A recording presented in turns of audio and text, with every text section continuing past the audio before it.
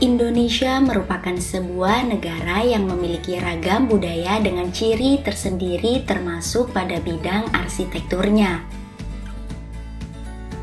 Seiring dengan berjalannya waktu, kebudayaan di Indonesia semakin berkembang dari segi non-fisik maupun fisik seperti bidang arsitektur. Peninggalan kebudayaan dalam segi fisik arsitektur dapat dilestarikan dan dijaga agar tetap menjadi bagian dari sejarah dan kebudayaan yang dimiliki Indonesia.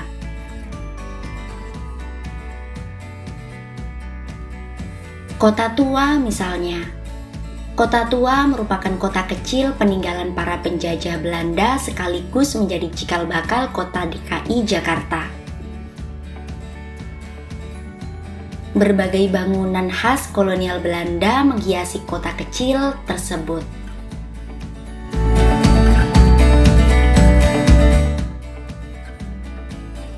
Kota Tua merupakan kota kecil peninggalan para penjajah Belanda sekaligus menjadi cikal bakal kota DKI Jakarta. Berbagai bangunan khas kolonial Belanda menghiasi kota kecil ini. Kota Tua kini menjadi tempat wisata yang dilindungi oleh Kementerian Kebudayaan dan Pariwisata yang harus dijaga dan dilestarikan, baik bangunan maupun lingkungannya.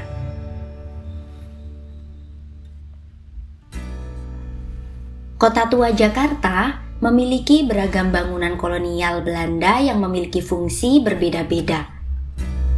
Salah satunya Museum Fathahillah. Museum Fathahillah merupakan salah satu daya tarik Kota Tua Jakarta.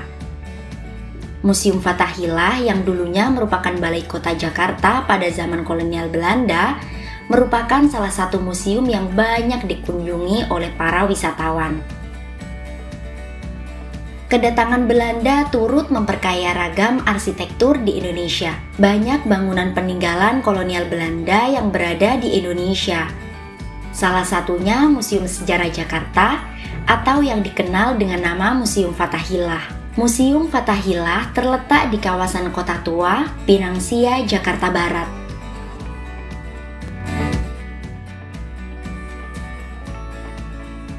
Museum ini menyimpan perjalanan sejarah Jakarta sejak zaman prasejarah, masa kejayaan Pelabuhan Sunda Kelapa, era penjajahan hingga ke zaman setelah kemerdekaan. Gedung museum yang berdiri saat ini awalnya merupakan balai kota yang diresmikan oleh Gubernur Jenderal Hindia Belanda Abraham van Riebeeck pada 1710. Pembangunan gedung ini telah dimulai jauh lebih lama, yaitu era Gubernur Jenderal Jan Pieterszoon Koen pada 1627. Museum ini awalnya adalah sebuah balai kota untuk perusahaan Hindia Timur Belanda atau VOC di Jakarta, yang saat itu bernama Batavia. Bangunan ini didirikan pada tahun 1620 dan memiliki banyak fungsi dari urusan hukum hingga perpajakan. Museum ini dibangun dengan gaya arsitektur abad 17.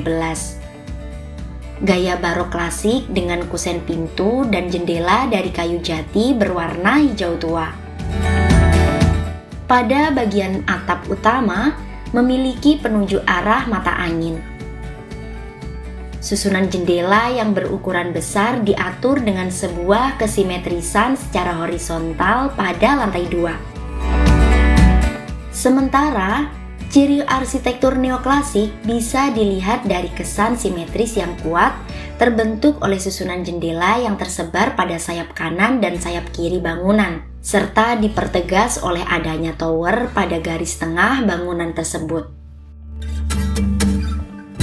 Kolom-kolom penopang bergaya Dorik pada fasad utara bangunan dengan garis tegas, dan tampilan rapi juga memperkuat karakteristik bangunan Museum Fathahillah yang memiliki DNA dari arsitektur neoklasik dan barok klasik. Arsitektur barok klasik adalah gaya bangunan yang berasal dari Italia selama abad ke-17. Arsitektur ini tersebar hingga ke seluruh Eropa dan Amerika Serikat. Ciri khas dari arsitektur ini sangat detail, marmer, dekorasi berskala besar, dan warna yang cerah.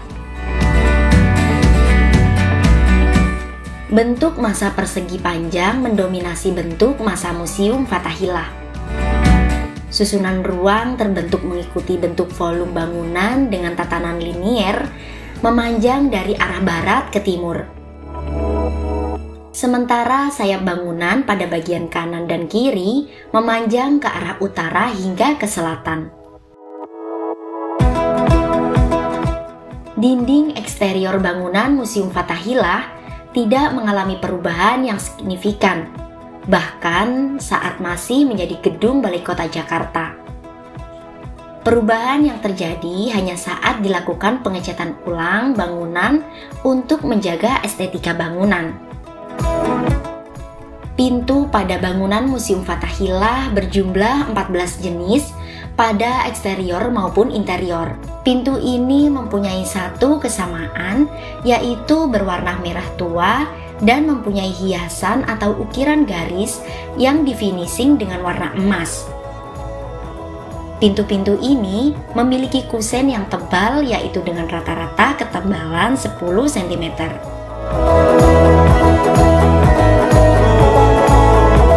Terdapat 13 jenis variasi jendela dengan bentuk dasar geometri segi empat.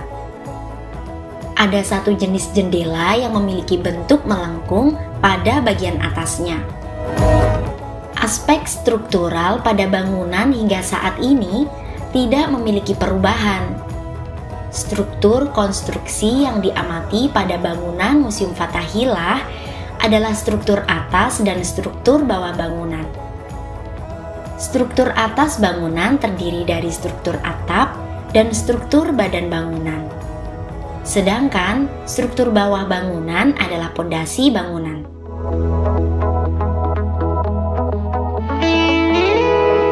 Struktur atap pada bangunan Museum Fathahillah merupakan struktur atap yang menggunakan kayu pada konstruksinya.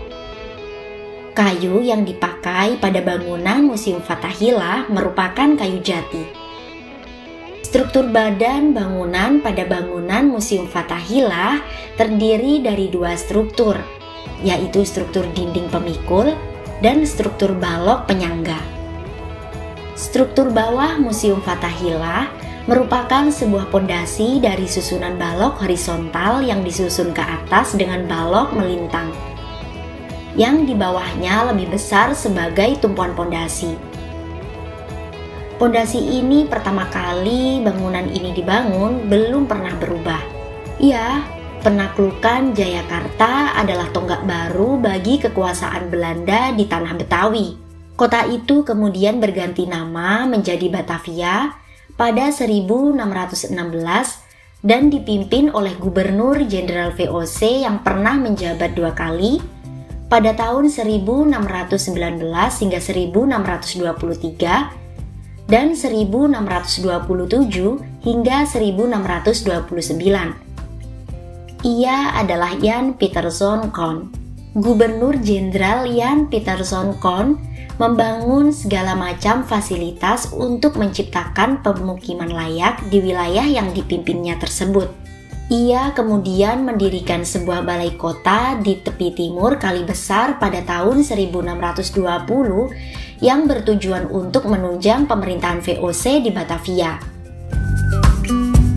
Namun, bangunan itu dibongkar pada tahun 1626 demi menghadapi serangan dari pasukan Sultan Agung.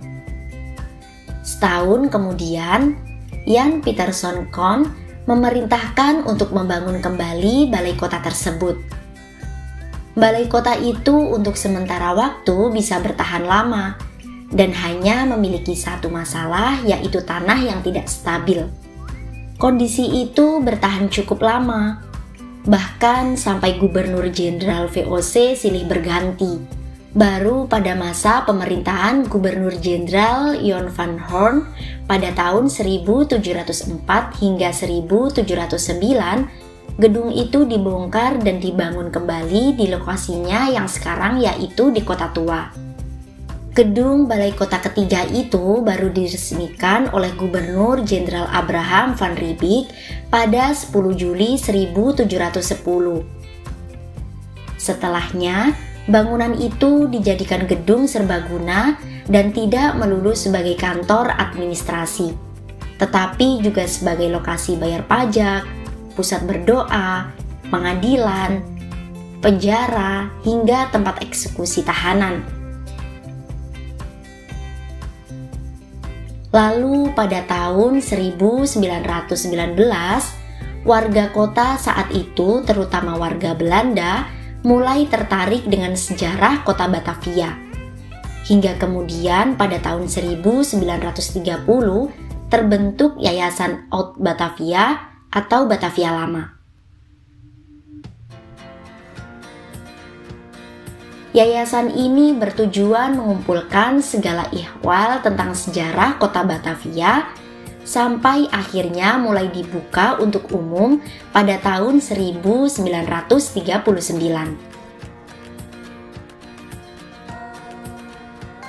Pada masa kemerdekaan, Museum Oud Batavia berubah nama menjadi Museum Jakarta Lama di bawah naungan LKI atau Lembaga Kebudayaan Indonesia. Lambat laun berganti nama menjadi Museum Sejarah Jakarta yang diresmikan pada 30 Maret 1974 oleh Gubernur DKI Jakarta saat itu, Ali Sadikin. Berbagai macam barang seperti mebel, lukisan, keramik, dan batu-batu zaman dahulu terkait dengan Jakarta ada di Museum Sejarah Jakarta. Selain itu, terdapat berbagai macam senjata berupa pedang pada masa kolonial Belanda. Namun, hal yang paling menonjol dalam museum tersebut adalah penjara bawah tanah. Penjara tersebut dahulu digunakan untuk para tahanan serta tokoh masyarakat yang melawan penjajah Belanda. Penjara ini sangat kecil, gelap, dan memiliki atap yang pendek hingga tahanan tidak bisa berdiri. Berdasarkan seorang pemandu museum, penjara bawah tanah ini pernah menahan Pangeran Diponegoro dan Cut Nyak Dien. Agar museum ini menarik bagi para pengunjung, tata letak koleksi-koleksinya diurutkan berdasarkan urutan waktu sejarah Jakarta, serta Jakarta sebagai pusat pertemuan budaya dari berbagai kelompok suku bangsa, baik orang Indonesia asli maupun luar Indonesia. Pameran koleksi di museum ini juga didukung secara grafis dengan menggunakan foto, sketsa, gambar, peta, dan label yang kemudian dideskripsikan supaya lebih mudah dipahami. Selain benda bersejarah yang berhubungan dengan Jakarta, museum ini juga memiliki patung Dewa Hermes yang merupakan dewa dari mitologi Yunani. Dewa Hermes merupakan dewa yang melambangkan keberuntungan dan perlindungan bagi kaum pedagang. Dewa Hermes terletak di perempatan Harmoni. Sedikitnya ada 23.500 koleksi barang, baik dalam bentuk benda asli maupun replika yang bisa dilihat di Museum Fathahillah.